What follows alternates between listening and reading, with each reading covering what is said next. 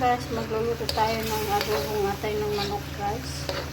Siyempre maglalagay po ako ng sibuyas dito na para ano lang ito, pandagdag lang decoration. Hindi naman kailangan.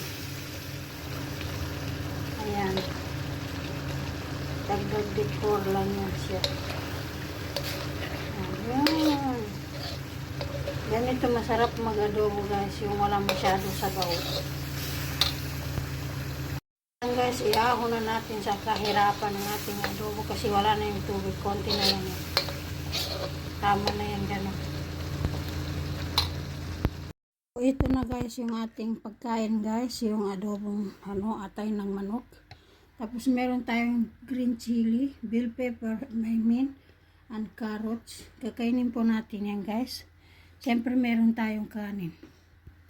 So, yan guys, kain po tayo guys. Sana po meron kayong pagkain sa inyong table na masamahan niyo kami kumain. Bye-bye!